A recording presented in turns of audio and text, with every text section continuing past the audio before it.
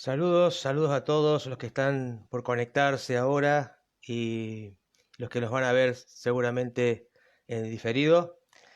Así que quería presentarles una nueva clase sobre los 7 preceptos y los 7 principios de fe o de Emuná. Hoy vamos a ver el tema la eterna verdad de la Torá, como lo hemos anunciado anticipadamente. Un agradecimiento especial a quienes hacen posible esta clase en vivo, a Néstor Ochoa, a Carmi Adamo, a Francisco Álvarez, Juan Carlos Arcas y también Luis Miranda. Gracias a quienes nos siguen permanentemente y también comparten nuestras clases por las redes sociales. Ofrecemos esta clase especialmente para la elevación del alma de Ricardo Álvarez, hijo de Enriqueta Berrum. También ofrecemos esta clase para que el mérito de este estudio contribuya a que muchas conciencias sean despertadas y puedan retornar al verdadero monoteísmo. En la clase pasada hemos estado hablando acerca de que el Creador se comunica con el ser humano. Ahora vamos a ver este quinto enunciado, que se corresponde con el noveno principio del monoteísmo según el Maimónides. La eterna verdad de la Torá, o sea que se refiere este tema a que la Torá no será anulada ni tampoco será cambiada. ¿Y con qué precepto universal se relaciona? Se relaciona con el precepto de no cometer inmoralidades sexuales o no cometer adulterio específicamente. Un saludo especial entonces para todos los que nos están viendo. Nos saludan desde Chile, Carolina Arévalo, Pedro Sánchez de Paraguay también, saludos, dice, y a todos aquellos que se van agregando, mis saludos. Seguimos entonces. El Talmud, que es parte de lo que es la Torá oral, explica que los deseos sexuales son la fuerza más poderosa para disuadir a la persona de seguir a la Torá. Son el espíritu de insensatez, según está escrito en Sotá 3a, que es parte del Talmud, que nos induce a pasar por alto los dictados de la Torá, como si no fueran importantes en nuestras vidas y no fueran a cortar en realidad nuestra conexión consciente con Hashem, con nuestro Creador. Por eso el quinto principio, basar nuestra espiritualidad en la naturaleza eterna de la Torá, cuyas directivas comprenden las costumbres y los estilos de vida que la persona tiene que llevar, permite aplicar positivamente, o sea, de manera positiva, la prohibición de adulterio. O sea que una persona que transgrede el precepto de inmoralidad sexual está obviamente no teniendo en cuenta, no atendiendo, menospreciando lo que está dicho en la Torá.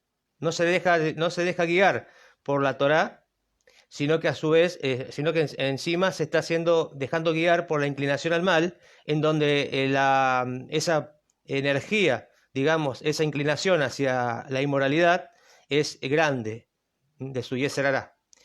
Entonces, una manera de justamente llevar adelante de manera, digamos, positiva el precepto de la prohibición de adulterio justamente es tomar en cuenta la verdad de la Torá solamente, como que la Torá es la única verdad. La Torá, lo que dice la Torá es lo que nos debe guiar, es lo que debe guiar nuestra vida, nuestro estilo de vida, nuestras costumbres, nuestro comportamiento. De acuerdo al nivel de destrucción de algo, nosotros nos podemos dar cuenta de su verdadero nivel de construcción. Así como se puede destruir, también se puede construir. ¿Sí? Entonces, si hay algo que tiene gran poder de destrucción, eso mismo también tiene gran poder para construir. Es por eso que la sexualidad, la capacidad reproductiva del ser humano, dentro del marco del matrimonio, junto a la calidez que brinda esta institución del hogar del matrimonio, es algo sagrado, en donde se recrea la imagen divina de la persona. Consecuentemente, la desviación de este marco sagrado, o sea, de llevar las relaciones afuera del marco del matrimonio, incluye muchas transgresiones que deben ser evitadas para no pervertir, desvirtuar y alterar este carácter espiritual elevado que debe tener el ser humano. ¿El adulterio por qué está prohibido? Suelen preguntar muchas veces, ¿por qué está prohibido el adulterio? El adulterio está prohibido básicamente porque va en contra del orden establecido por el Creador.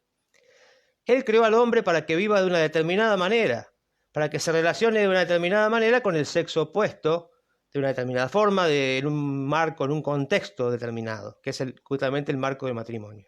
Y si no se respeta este orden establecido por Dios, se estaría transgrediendo una norma que el Eterno ha establecido, y que está expresada exclusivamente, o sea, aparte, a través de un precepto, que es no cometer inmoralidades sexuales.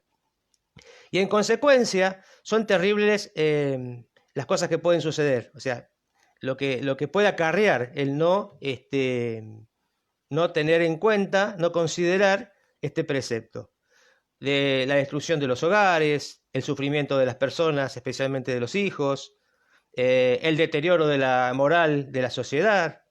Todo esto viene como consecuencia de no obedecer los preceptos. Específicamente estamos hablando del precepto de no cometer inmoralidades sexuales, no cometer adulterio. La Torá reconoce dos herramientas poderosas del ser humano para construir, para desarrollar y para civilizar el mundo, que es el dinero y la sexualidad. O sea que el dinero no es malo, ni la sexualidad tampoco, pero siempre llevado como corresponde, implementado como corresponde en la vida del ser humano. Por eso existe tanta normativa respecto para evitar que sean mal utilizadas estas cosas, ¿no? Estas energías, porque podemos usar muy mal el dinero. Podemos vivir una vida totalmente equivocada, errada, en pos del dinero. El dinero se transforma en un ídolo y podemos usar ese dinero para cosas muy malas. Pero si lo usamos para hacerse de acá, para hacer obras de bien, obras de bondad, eso obviamente que es muy noble. Inclusive la sexualidad tiene gran poder constructivo porque puede dar vida a otros seres humanos. Pero también si se utiliza mal, produce dolor, deterioro, y mucho daño se hace en la sociedad. Por eso existe tanta normativa, como dijimos, al respecto, para evitar que sean utilizadas estas cosas, estas energías, para destruir y sumir al mundo en la decadencia. Entonces, por eso hay tanta normativa con respecto al precepto de no cometer inmoralidades sexuales. Tantos detalles, tantos derivados. Lo mismo con respecto a no robar. Por eso hay tanta normativa y tanto detalle. Porque son energías muy poderosas en el ser humano, que necesitan ser canalizadas correctamente, y por eso justamente se les enseña cómo utilizarlas correctamente, y no hacer cercos alrededor nuestro para no caer en lo que no se debe, ¿no? Porque se puede producir se puede provocar grandes daños, mucha destrucción.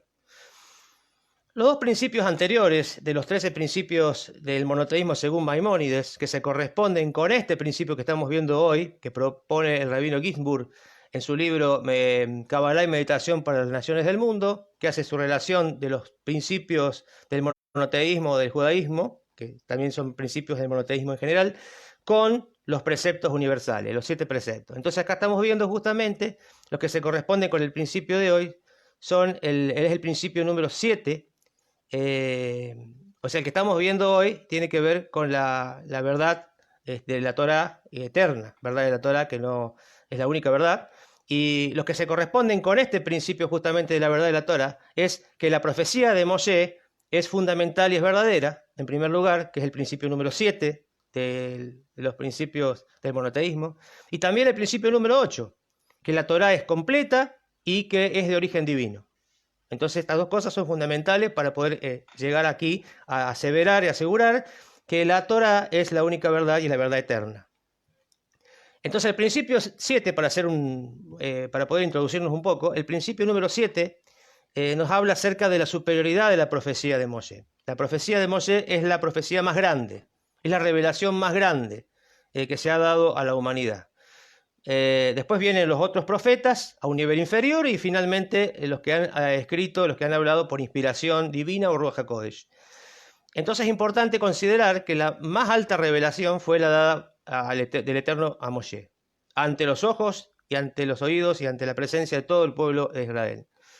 Entonces dice así: la confianza en él quedó sellada, en Moshe, quedó sellada en el monte Sinai, porque dice que nuestros ojos contemplaron y no extraños, nuestros oídos lo escucharon y no otros oídos, el fuego, los ruidos, el fulgor, y Moshe se internó en la niebla y la voz le hablaba a él, y nosotros, dicen el pueblo de Israel, escuchamos.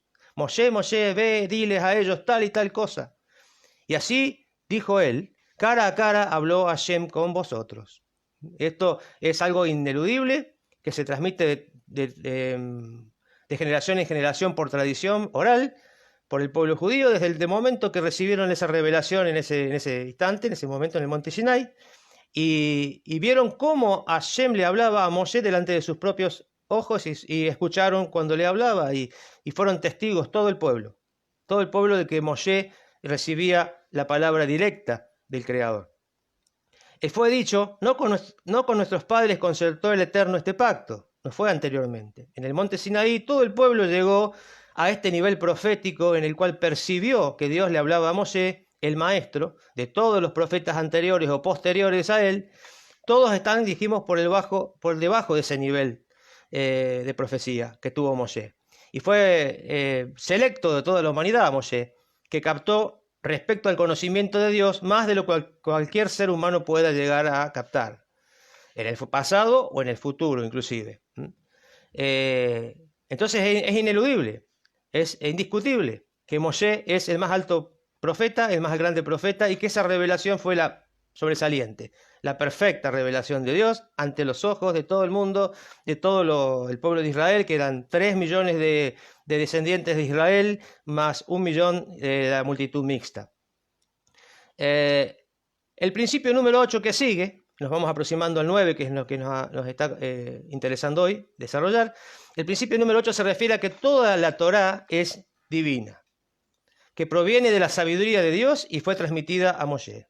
En ella está plasmada la voluntad divina tanto para el pueblo de Israel, que es heredero de la misma, heredero de la Torá, como también para los que no son judíos, los noágidas, nosotros. Porque justamente en la Torá está todo lo concerniente a las 7 leyes universales, con todas sus derivaciones, está todo expresado básicamente en la Torá oral. Toda la Torá que se encuentra en manos del pueblo de Israel en este día, hoy en día, es la que el mismo pueblo recibió en ese momento en el Sinai por mano de Moshe. Es la misma, no se ha alterado. Esto lo podemos ver básicamente, por ejemplo, con las traducciones que se han encontrado, son muy antiquísimas, por ejemplo en Qumran, con respecto al libro de Yeshayahu, que no hay variación. Esas traducciones, mejor dicho, digamos escritos, esos escritos, que no son traducciones, obviamente están en hebreo original, son iguales, idénticos a los que tienen hoy los rabinos y los sabios. Por lo tanto, nosotros tenemos la plena confianza de que no ha sido alterada.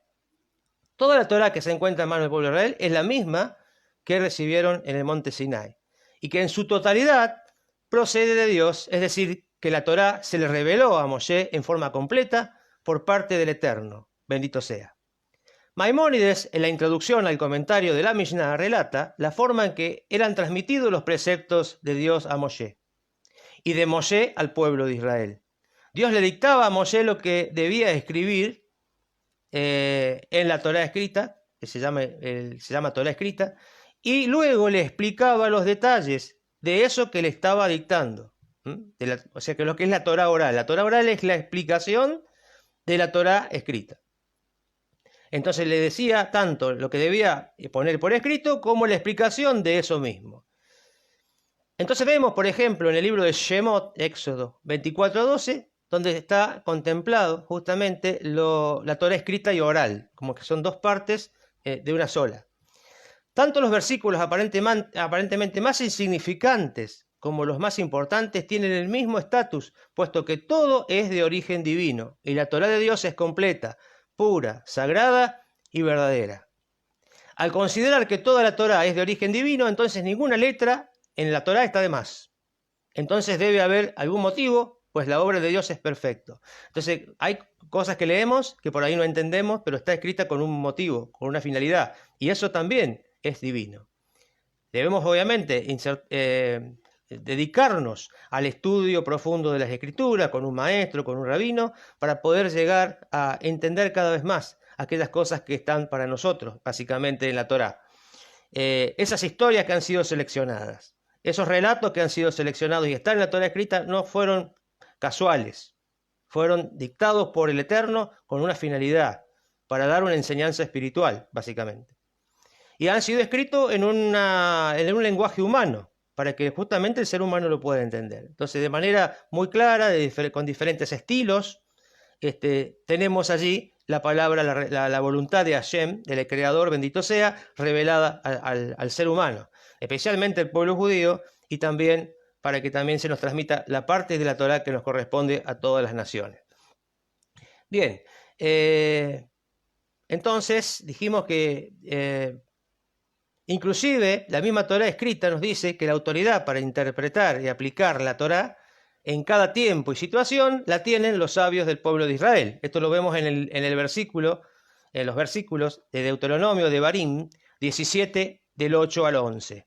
En cada generación, en cada momento, están los sabios, los eruditos en Torá, que son aquellos que revelan a la gente, o dan a entender y a conocer a las personas cuál es la voluntad de Hashem para ese momento, para ese tiempo, para cada circunstancia que se atraviesa.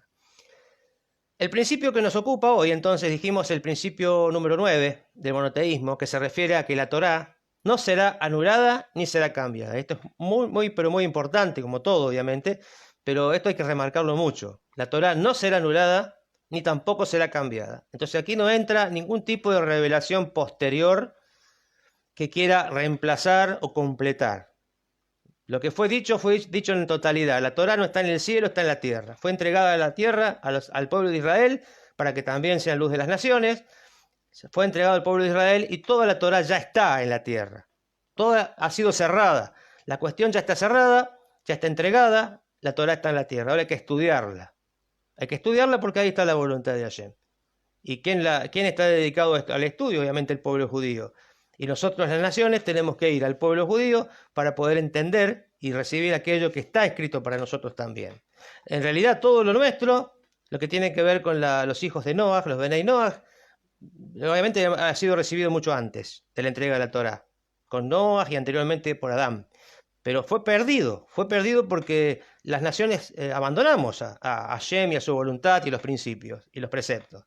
Entonces, el pueblo judío es el reservorio de Dios, del Eterno, para que pueda mantener, resguardar la voluntad divina en todos los tiempos.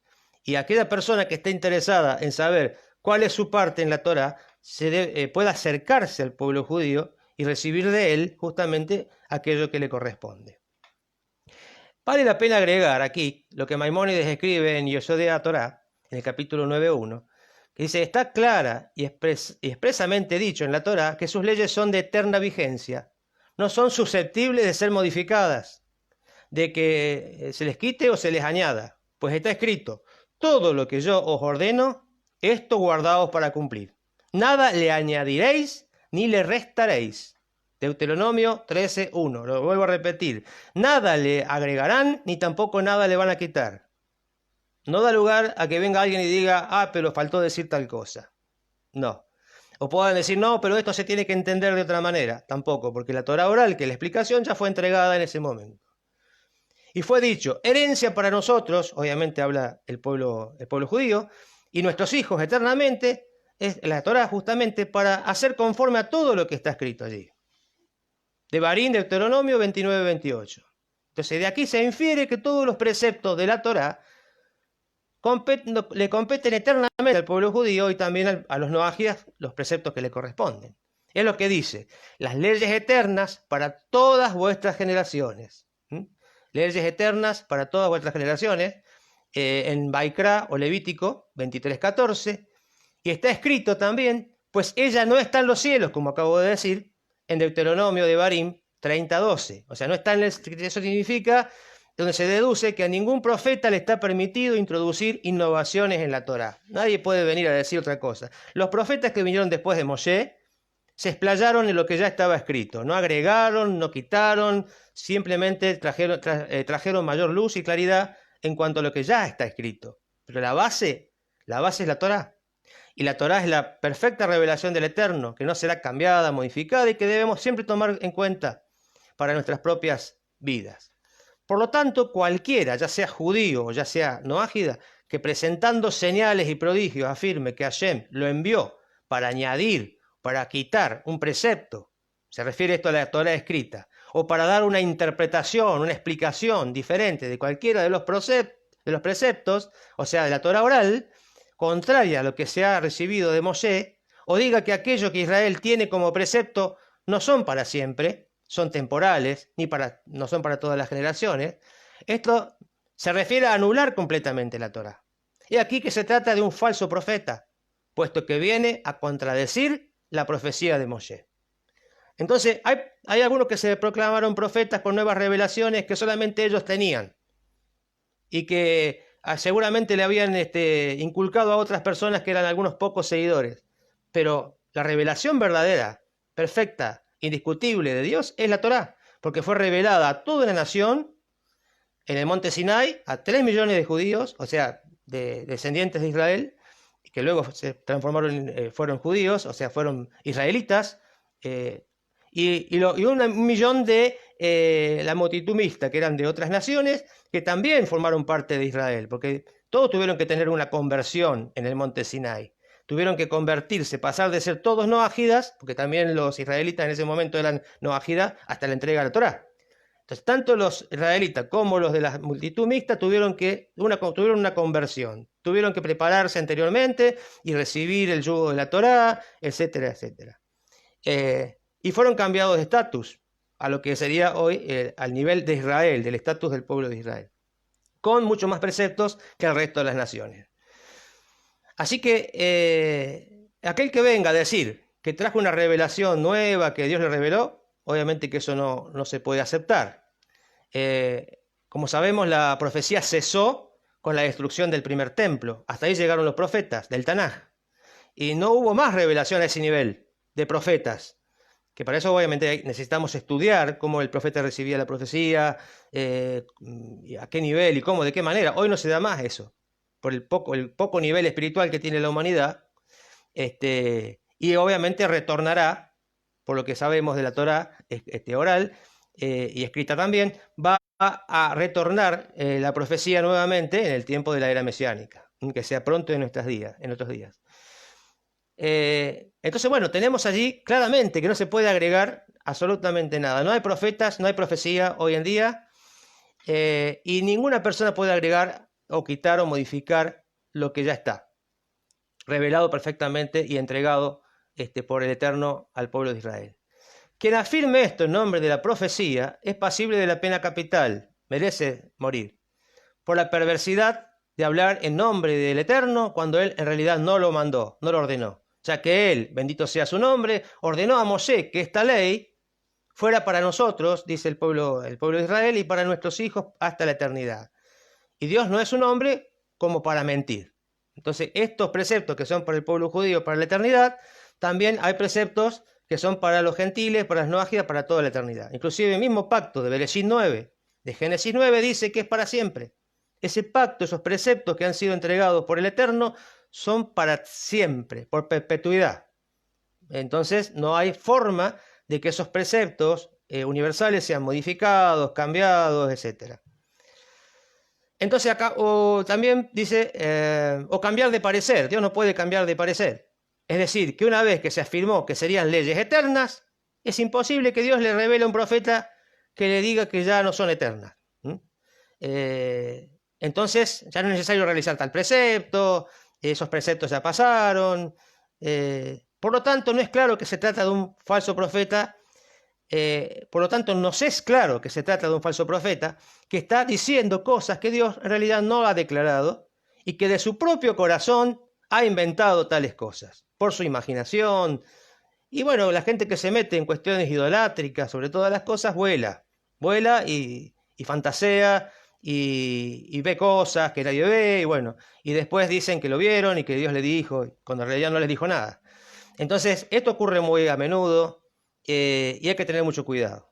Hay que tener mucho cuidado con estas cosas, no prestar atención a estos iluminados, que no son iluminados por el Eterno, no seguirlos, sino solamente ajustarnos a lo que está revelado en la Torá, por el medio del pueblo judío. Entonces acortemos camino, vayamos a los que tienen la Torá. ¿Quiénes son los que tienen la Torá? El pueblo judío. Aprendamos de ellos entonces. No vayamos por aquí y por allá para ver quién puede tener una revelación o un entendimiento de estas cosas, porque el entendimiento lo tiene el pueblo que fue quien recibió esa revelación. Entonces, continuando, este principio apunta principalmente a advertirnos sobre las religiones llamadas bíblicas. No hay religiones bíblicas. Primero y principal, las religiones son inventos humanos. Aparecieron después, mucho después de la entrega de la Torá. Y los únicos caminos de espiritualidad, para hacer una diferencia con el término religión, que es una cuestión humana, una fabricación humana. Los únicos caminos de espiritualidades bíblicos que hay son dos. El noajismo, o la senda de los hijos de Noah, y la senda de los hijos de Israel, de los Bene Israel, del pueblo judío. Hay dos, solamente dos. Esas son las únicas bíblicas. Aparecen allí en la Torá. Desde el momento que crea a Adán le dio preceptos el Eterno. Después viene Noah también y se le dio un precepto más. El precepto noágida de los 7 colores o de los 7 preceptos del arco iris. 7 colores del arco iris. Y ahí viene el pacto noágida. Y luego viene en el Sinai viene el pacto con el pueblo de Israel. Hay dos caminos de espiritualidad. No hay religiones. No hay religiones. Son caminos de espiritualidad, filosofías de vida, formas de vida, de cada una de estos grupos, de cada uno de estos grupos humanos que hay en el mundo. Hay judíos y no judíos. Hay judíos y no ágidas. Los judíos son aquellos que nacen de madre judía o que se convierten correctamente al judaísmo. No hay otros tipos de judíos por allí que yo siento que soy, o que me parece, o que siento, o que tengo un gran deseo. Sí, es un deseo solamente. El gran deseo hace que uno a veces imagine cosas, pero eso no hace a la realidad. No hace a la realidad de que uno sea o no sea judío. Judíos solamente los que nacieron de madre judía y los que tuvieron una conversión como corresponde, de acuerdo a la halajá, se han preparado para ello y han cumplido todos los pasos. Cualquiera lo puede hacer. Cualquiera lo puede hacer. Obviamente que no es fácil, pero sí se puede. Y si no, tenemos realmente este camino de espiritualidad maravilloso, elevado, que es el camino del noajismo. Personas llegaron a alturas increíbles espirituales, como por ejemplo todos los patriarcas del pueblo judío que fueron noágidas, Yosef, justamente que estuvimos viendo en la parashá de esta semana, al nivel que llegó. Tenemos Shem, el hijo de Noah, que fue junto con su nieto Hebre quienes enseñaron las 7 leyes universales, que es llamado Shem el Malquisedec, el rey de justicia, que enseñaba en Shalem, justamente allí, las 7 leyes universales y todo el camino para la humanidad. Personas que han llegado a niveles muy elevados sin ser judíos, porque hay una promesa justamente de vida eterna para todo aquel que cumple la ley. El que se ajusta a la ley, que se ajusta a su propia ley, a sus preceptos y los cumple, esa persona tiene parte en el mundo venidero. Así se dice claramente también en la Torah oral, porque está haciéndolo para el Eterno, porque el Eterno lo manda, porque es una ley que fue ordenada por él y lo hace en respuesta, en obediencia justamente a él. Hay dos identidades, no hay religiones. Las religiones son inventos. Y justamente las religiones que luego han surgido se basan en una idea del reemplazo, de reemplazar al pueblo judío, de sacarlo del mapa, borrarlo del mapa y ponerse ellos como luz del mundo, luz de las naciones, la nueva revelación, el nuevo pacto y todas esas cosas, ¿no? Entonces son mentiras, son falsedades. Y en buena hora que en este tiempo la gente está abriendo los ojos y está siendo crítica y está cuestionando sus propias creencias, empezando a animándose a cuestionar sus propias creencias y yendo a la luz verdadera que es la luz de la Torah. Es la única forma de encontrarnos con nosotros mismos, de encontrar nuestra propia identidad, quiénes realmente somos, conocernos y volver a ser quienes somos, como el Eterno nos diseñó, como nos creó, y que tengamos una relación directa, perfecta con Él en este mundo y tengamos también la entrada al mundo venidero. No hay cuestiones intermedias, instituciones humanas, religiones que vengan a cumplir un rol de conexión con Dios. La conexión se hace a través de la obediencia al pacto que nos compete a cada uno de nosotros. Si tengo 7 preceptos y sus derivados, los tengo que cumplir en mi vida. Tengo que vivir una vida de temor y amor al Eterno. Y eso es suficiente. Aquella persona que tiene los preceptos, los 613 preceptos, que son los judíos, tienen que cumplir los 613 preceptos, o los preceptos que pueden cumplir en este momento, que son alrededor de 100 preceptos. Y hacerlo para el eterno, con temor, con amor, y bueno, cada uno tendrá su lugar, su recompensa, su lugar, porque así está establecido que hay una recompensa y una sanción, y hay una ley por la cual la persona se juzga. No hay religiones. Cada uno tiene que hacerse responsable totalmente, el 100% de su propia vida, de su propia conducta.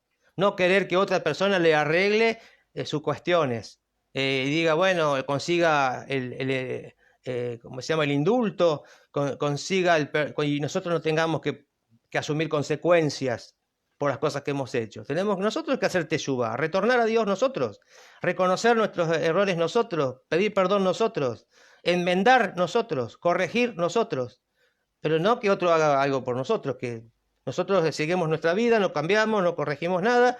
Total, hay alguien que nos arregla las cosas allá arriba legalmente. Y no existe eso, no hay un mediador, no hay nadie que nos arregle nada.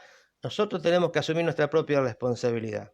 Tenemos una libertad total, no tenemos templo, no tenemos líderes religiosos, no tenemos dogma. Tenemos una libertad total para vivir en este mundo, sin estar atado ni rendir cuenta a ningún ser humano. Pero sí tenemos la responsabilidad total de rendirle cuenta al Eterno. Y por todas las cosas que hacemos y que no hacemos. Por lo tanto, hay una libertad total, pero también hay una responsabilidad total. Y cada uno lo debe asumir en su propia vida. Y ajustar nuestra vida a la verdad de la Torá, no hay otra verdad. Los demás son mentiras, son engaños, y vienen a raíz de falsos profetas.